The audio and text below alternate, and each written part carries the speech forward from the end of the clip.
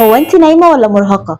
لو الكلمه دي اتقالت لك فانت رسمي دخلتي نادي الهالات السوداء. في حاله الهالات لازم نحدد السبب ايه بالظبط عشان نعرف نعالجها صح. يعني مثلا ما ينفعش تجيبي كريم تفتيح وانت عندك فقد اصلا في الدهون اللي تحت العين دي. انا هقول لك اسبابها بالترتيب وانت ابداي حددي السبب بالظبط عشان لما اقول العلاج تبداي تحددي العلاج المناسب ليك. اول حاجه ان الهالات ممكن يبقى يكون لونها اسود وده بسبب زياده في انتاج صبغه الميلانين.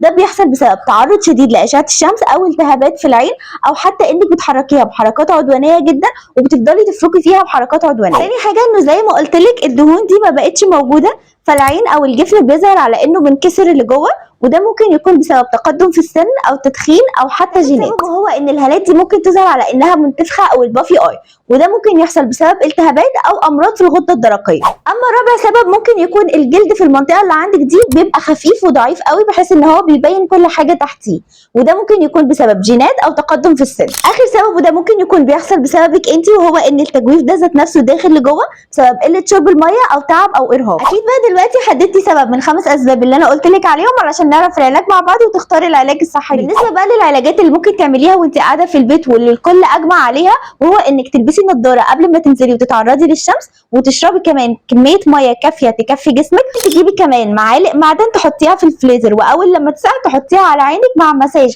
خفيف بحركات دائريه زي ما واضح كده. نيجي بقى للعلاجات العمليه اللي اثبتت فعاليتها فعلا في علاج الهالات وهو ان لو عندك زياده في انتاج صبغه الميلانين او هالات سوداء فانت محتاجه كريم تفتيح وسيرامات موجود فيها ريتينول وكافيين. اما لو عندك فقد في الدهون فانت محتاجه سيرامات او كريمات موجود فيها هيالورونيك اسيد عشان يعوض الفقد اللي موجود. اما بقى العلاجات التجميليه ودي اللي هتجيب لك من الاخر وهتتوجهي للعياده ويبدا يحدد التكنيك المناسب ليكي على حسب السبب فبيتم حقن فيلر بالهيالورونيك اسيد او بجراحات زي الفات جرافت وده بيتم نقل فيها الدهون من منطقه معينه في جسمك مليانه بالدهون للمنطقه دي بحيث انها تعوض فقد الدهون اللي موجود. وكمان انواع من الميزه زي اللايت بالس.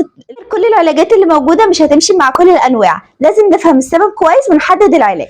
لو عايزه اكلمكم عن كل نوع من انواع الهالات وايه هو علاجه اكتبوا لي في الكومنتس وما تنسوش السبسكرايب.